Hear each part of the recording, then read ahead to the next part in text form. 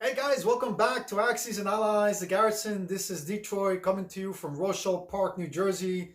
I'm coming to you from the bunker here. It is Axis and Allies, the Garrison, episode 3.6, Italy's turn. Hilltop Pillbox is the commander-in-chief of the Italian armed forces, and it's his turn now for him to make his moves. We shall see what he does. The Italians are definitely looking good. They're looking poised to start expanding, making massive gains in the Mediterranean. Let's not forget the fact that the UK pulled out of the Mediterranean, and as well as Egypt itself, has created a vacuum where the Italians and up to a certain point, even the Germans as well, can now start projecting their power eastwards towards Northern Africa and the Mediterranean. This poses great opportunities for the Axis powers, and particularly Italy, who has much to gain. If all is played well, the Axis, Italy, can gain up to 18 national objectives that IPC's worth of national objectives that Italy can now acquire, in addition to the points that IPC values that it can accrue from the territories that it can take this turn alone. So very interesting. Italy has much to gain this round. Let's see, however, if Hilltop Pillbox is up to the task. And I shouldn't say that because we know that he's up to the task. Hilltop Pillbox is a very competent, very savvy player, and power to him because he's going to show us today how it's done. Guys, as always, enjoy this episode. Let me know what your thoughts are. And please support this channel by subscribing and by hitting that like button. All right, so it is Italy's turn, and Italy is currently under the command of Hilltop Pillbox. So Hilltop purchased for his Italian forces 1 infantry, 2 artillery, and 1 naval transport for this turn. All right, so let's review the current ground and naval situations that the Italians are currently facing in the Mediterranean. If you recall, there was a British fleet in Sea Zone 98.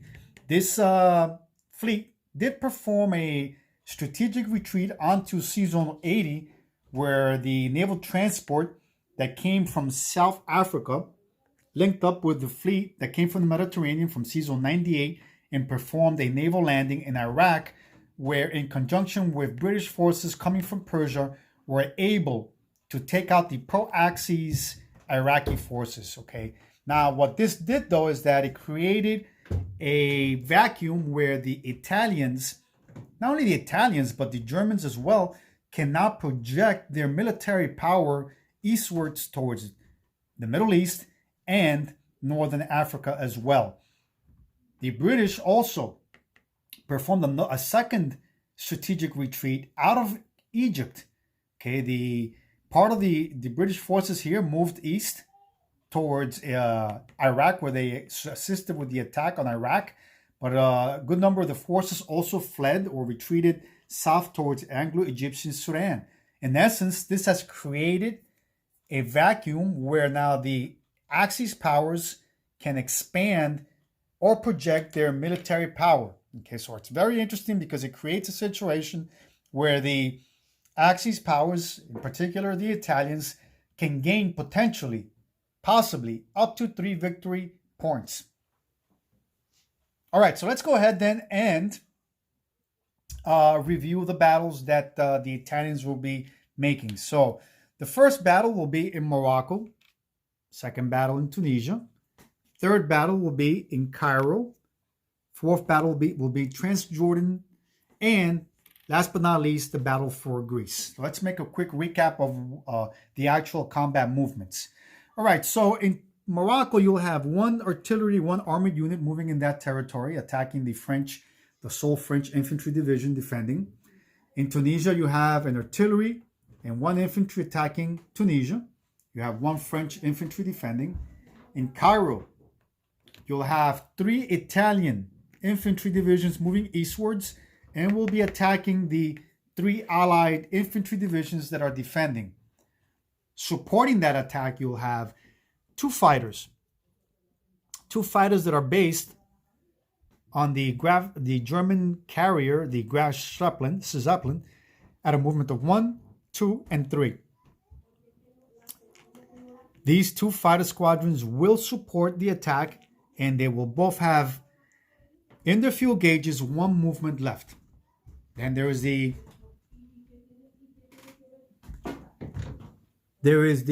Italian strategic bomber coming from southern France at a movement of 1, 2, 3, 4, and 5. This strategic bomber will also have one movement left in its fuel gauge. In addition, you have one strategic bomber in southern Italy moving at 1, 2, 3. This strategic bomber will have 4 movements left in its gas gauge. That's 1, 2, 3, 4. 1, 2, 3. Actually, it'll have 3, not 4. There'll be 3 movements left in its fuel gauge. All right. Last but not least, the battle for Greece. All right. You'll have the Italian forces in Bulgaria moving south. The Italian forces in Albania also moving south, joining that attack where you have 5. No, actually, correction. You have 5 British infantry and 1 AAA defending. Okay, you have 2 naval transports actually picking up 2 infantry and 1 artillery joining the attack in Greece. Then you have an Italian battleship and 2 cruisers at a movement of, they flipped over, at a movement of 2 will join the attack as well and will be performing bombardments in Greece. Oh, and I'm forgetting that there is 1 naval transport that is in Sea Zone 94.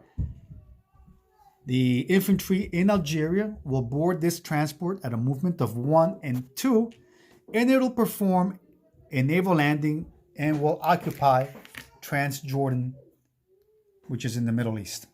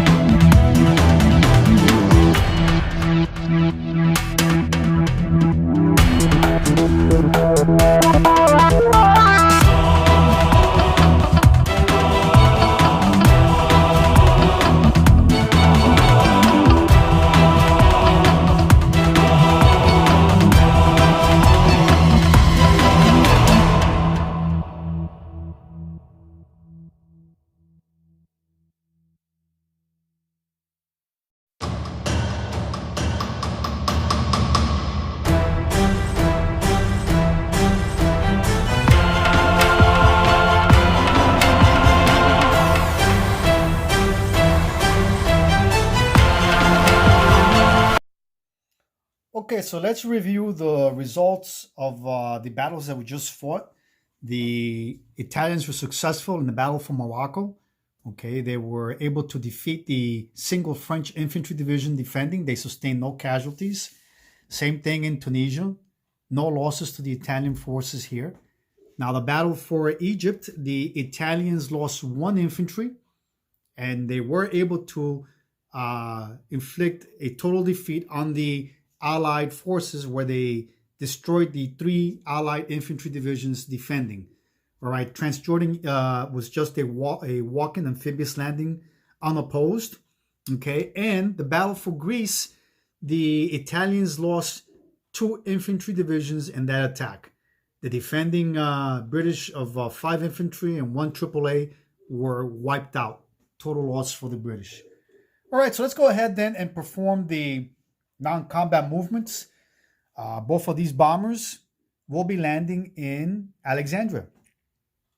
Same thing with the fighters that supported that attack will be landing in Alexandria as well.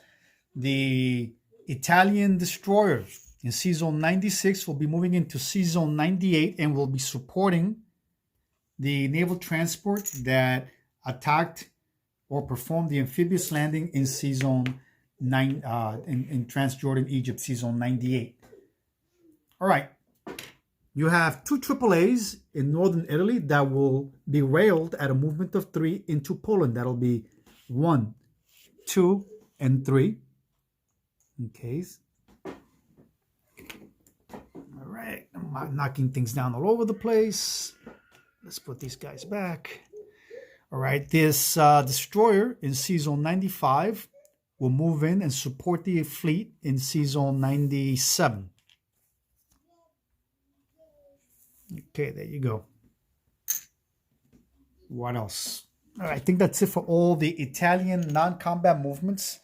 Let's go ahead and place all of the Italian pieces that were just purchased. The 1 naval transport will go in 97. The 2 artillery and 1 infantry will be going into southern Italy as well.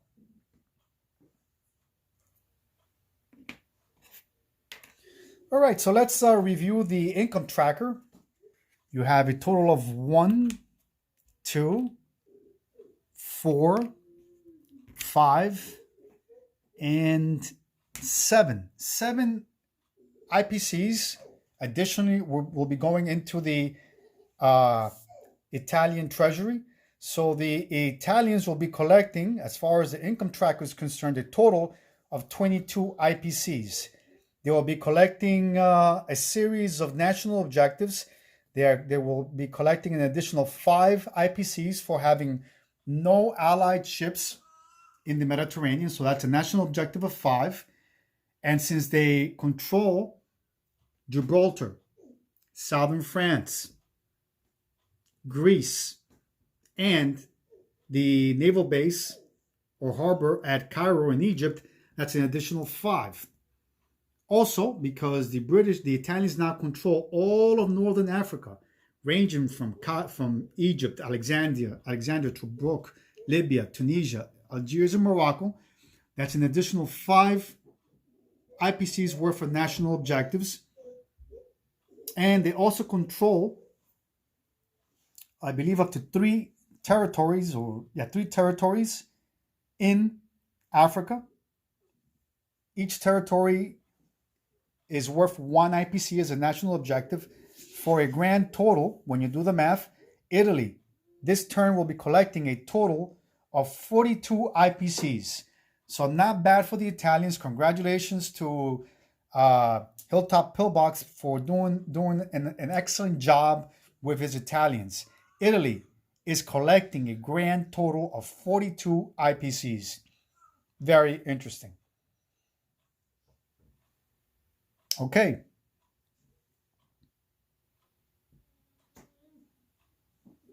All right, guys. Hope you enjoyed this episode. As you can see, the Italians and Germans are definitely on the offense. They have regained the initiative. Actually, I don't believe they ever lost the initiative. The British were able to momentarily put up a defense or hold off the Italians, but as it appears right now, the Italians are on the move and they are expanding. All right, guys, we hope that you enjoyed this episode. It was episode 3.6. It is now Anzac.